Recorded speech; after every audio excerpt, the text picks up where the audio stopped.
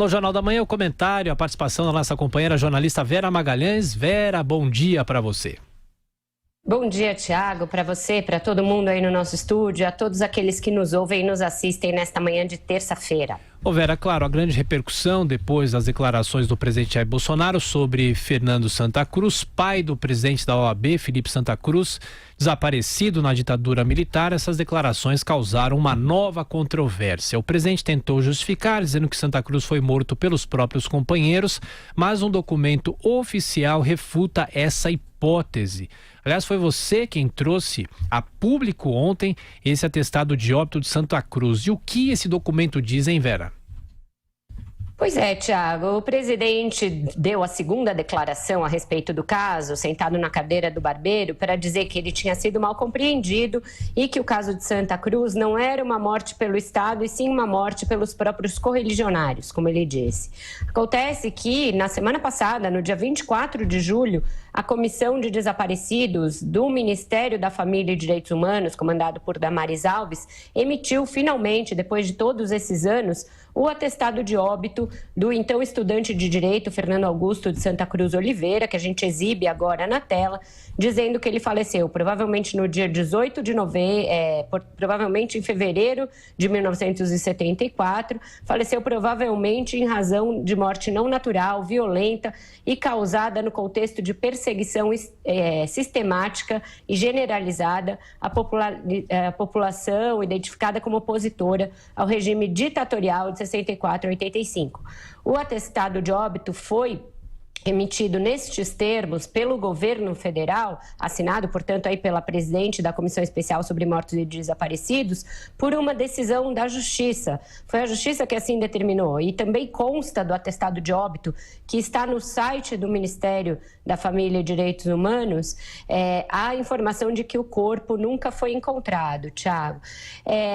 Foi objeto, como você bem disse, de repulsa, de rejeição por parte de amplos setores da sociedade, entidades como a própria OAB, a Anistia Internacional, a frase do Jair Bolsonaro, a declaração dada por ele em relação a um adversário político que tinha 2 anos de idade na época. As circunstâncias da morte de Santa Cruz foram, durante muito tempo, um mistério. Sua família esperou, a sua mãe, Dona Elzita, que morreu neste ano, aos 105 anos, esperou a vida toda pela morte, pela volta do filho, aliás, pela confirmação da sua morte ou sua eventual volta, e ela disse que, antes de morrer, queria dar um enterro ao filho. Isso não foi possível, ela morreu no mês passado, mas uma ampla reportagem da revista Piauí, feita em 2014 pela Júlia Duailib, com os casos todos de desaparecidos que voltaram à baila na época da Comissão da Verdade, contava o caso de Santa Cruz e dizia que ele provavelmente era um dos 10 mortos. Isso foi confessado por um delegado da época, numa dessas reuniões da Comissão da Verdade. Ele foi provavelmente um dos 10 estudantes mortos numa usina de cana no Rio de Janeiro, e que tiveram seus corpos incinerados no forno da usina de cana. É em relação a um episódio como este que o presidente fez, primeiro, uma bravata, dizendo que se o presidente da OAB quisesse saber mesmo as circunstâncias da morte de seu pai, ele saberia dizer como ele morreu. Diante da repercussão, ele veio de novo a público cortando cabelo na cadeira de um barbeiro para dizer que não foi morto pelo Estado, mas sim pelos próprios companheiros, algo, repito, que um próprio documento oficial e uma decisão judicial e confissão e depoimentos refutam.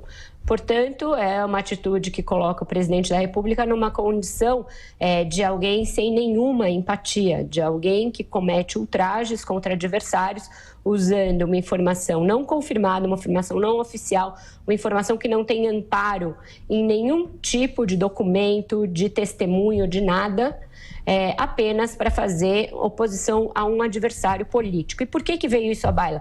O presidente da OAB, por acaso, perguntou a Bolsonaro como seu pai morrera? Não. Isso veio à tona porque ele, próprio presidente, fez referência ao posicionamento da OAB em relação ao caso Adélio Bispo, o autor do atentado contra o presidente. Ele criticou o fato da OAB ter sido contrária a que a Polícia Federal acessasse dados do advogado de Adélio Bispo, algo que não é uma discricionariedade da OAB. É garantido pelo Estatuto da Advocacia, por lei, que existe a inviolabilidade da relação entre advogado e o seu cliente. Então, o presidente mistura alhos com bugalhos, comete aí um ultraje contra alguém que tinha 2 anos na época da morte, do desaparecimento do pai, enfim, rever dados históricos e dados que são oficiais agora, reconhecidos pelo seu próprio governo. Esse atestado de óbito é do dia 24 deste mês, será entregue na leva de agosto pelo Ministério da Família e causa perplexidade na sociedade como um todo, inclusive entre seus apoiadores. Tchau.